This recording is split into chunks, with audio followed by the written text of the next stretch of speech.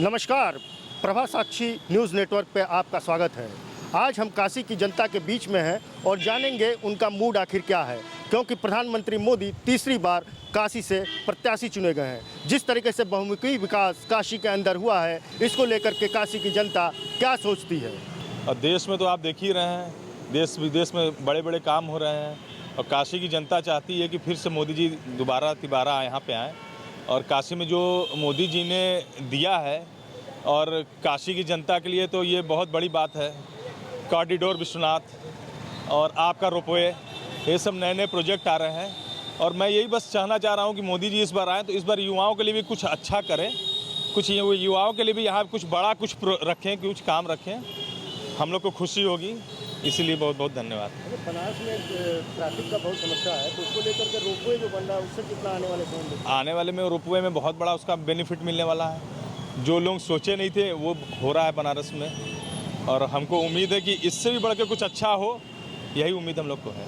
अयोध्या राम मंदिर का मुद्दा क्या रहेगा इस बार के लोकसभा चुनाव में? ज़बरदस्त रहेगा मुद्दा।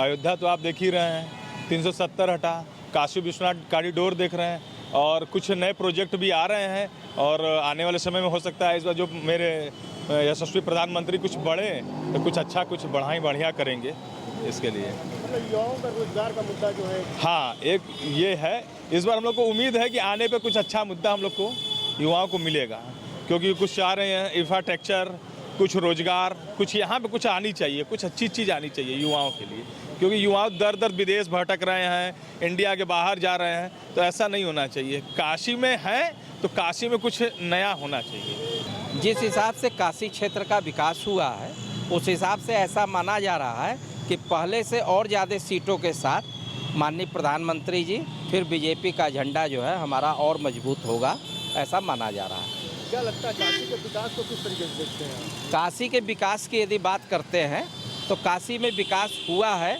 अभी और विकास की यहाँ आवश्यकता है। किस तरीके से कॉरिडोर बन गया यहाँ पे, रोपवे आ गया यहाँ पे, वंदे भारत ट्रेनें यहाँ पे मिल गई, स्टेशन का विकास हो गया, तो और क्या लगता है और किस चीज़ का विकास यहाँ पे होगा? कॉरिडोर आ गया, बात ठीक है, वंदे भारत आ गई, ठीक है, मगर चूँकि पूरे देश का फोकस आज की डेट में बनारस के ऊपर ज़्यादा है और इस वजह से यहाँ बहुत दर्शनार्थी और टूरिस्ट बहुत ज़्यादा संख्या में आ रहा है, इसलिए आज जो भी यहाँ मूलभूत सुविधाएं हैं वो सुविधाएं आज अपेक्षाकृत आने वाले टूरिस्टों के हिसाब से बहुत कम है।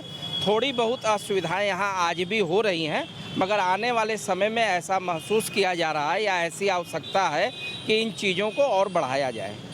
ट्रैफिक का बनारस का सबसे बड़ा मुद्दा बन रहा है क्या? ट्रैफिक बनारस का मुद्दा है, क्योंकि आज भी वो तंग गलियां हैं और रोड का चौड़ीकरण वगैरह मांग रहा है, जिसके लिए अभी सरकार ने एक कदम रोपवे का उठाया है, काफ़ी सराहनीय कदम है, मगर अभी और प्रयास की आवश्यकता है। आखिरी सवाल है, जो धार्मिक पर्यटन की मोदी बात कर रहे हैं, तो लगता है उससे कुछ रोजगार बढ़ा है क्या? रोजगार की यदि बात करें तो चूँकि टूरिस्ट बाहर से आ रहा है, दर्शनार्थी बाहर से आ रहा है, पूरे देश में एक अपने ये बाबा काशी विश्वनाथ जी का नाम है, एक धर्म की बहुत बड़ी ये नगरी है, आस्था की नगरी है, तो व्यवसाय तो निश्चित रूप से कुछ न कुछ बढ़ रहा है। फ़ायदा किन लोगों तक पहुंच रहा है यह कहना बहुत कठिन है, मगर ये है कि ओवरऑल इसका फ़ायदा बनारस की जनता, बनारस के लोगों को हो रहा है। देखिए, बहुत पहले उनको बधाई हो। और पहले हम लोग जो बनारस के लोग हैं, काशी के लोग हैं, उन्होंने 10 साल उन्हें अपनाया है, 5 साल शायद फिर उन्हें अपनाएं, लेकिन इस बार जो है डगर बड़ी कठिन रहेगी, क्योंकि मुख्य जो मुद्दा होगा इस बार वो रोज़गार होगा। और रोज़गार के नाम पर हमको खाली एक दूध का प्लांट मिला है, तो जो दूध का जो प्लांट मिला है, कितना बनारस कितना दूध पिएगा? तो यहाँ के जो नौजवान हैं अभी वाकई में बेरोजगार है, जो बाहर के शहरों में कार्य कर रहे हैं, तो उनसे निवेदन है माननीय प्रधानमंत्री जी से कि बेरोजगारी को दूर करने के लिए बनारस के युवाओं के लिए बड़ा कदम उठाना चाहिए उनको। लेकिन जिस तरीके से काशी में धार्मिक पर्यटन को बढ़ावा मिला है, चाहे वो अयोध्या हो, चाहे उज्जैन का महाकाल का मंदिर, तो ये 3-4 शहर जो है धार्मिक पर्यटन की वजह से यहाँ रोजगार का सृजन बहुत तेज। धर्म, देखिए, धर्म और राजनीति दोनों में अंतर है। जहाँ राजनीति में धर्म का हस्तक्षेप हो जाता है वो दोनों चीज़ पृथक है, दोनों के बारे में बोलना भी बहुत लंबा हो जाएगा। लेकिन आपको बता दें कि वाकई में धर्म के नाम पर तो बहुत विकास हो रहा है। अयोध्या भी बन गया, कॉरिडोर बनारस में बाबा विश्वनाथ का कॉरिडोर बन गया। हजारों भक्त रोज आ रहे हैं। अभी आप देखेंगे 5 लाख भक्त एक ही दिन में दर्शन किए। महाशिवरात्रि के बाद की बात बता रहा हूँ आपको, 10 लाख से ऊपर तो महाशिवरात्रि पर थे।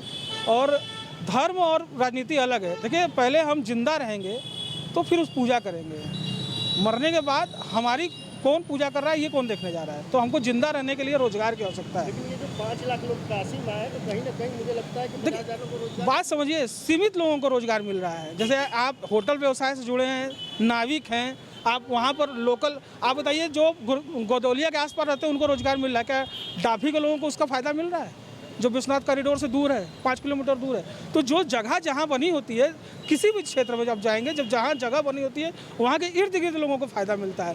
फ़ायदे का मतलब, बेरोजगारी का मतलब दूर करने का मतलब है कि पूरे शहर के लिए लोगों को रोजगार मिलना चाहिए ना।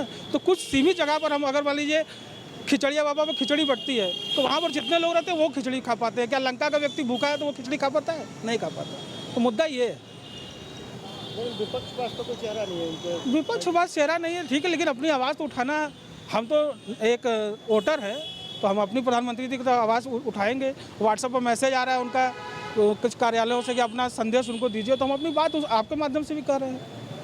यही है। लगता है कि सपा जो रणनीति बना रही है इस बार कांग्रेस के साथ मिलना या बसपा का। अब ये सब चीज़ें देखिए, अभी तो भविष्य के गर्भ में छिपा हुआ है, क्योंकि प्रधानमंत्री जी इतने बड़े चेहरे हैं कि उनके सामने कोई बड़ा नेता आवे, अब डमी कैंडिडेट खड़ा कर दीजिएगा तो कोई उसका मतलब है नहीं। या तो बड़ा लाइए, टक्कर के लाइए, उनके हिसाब से लाइए। अब लड़ने के लिए योद्धा के सामने योद्धा लाइए।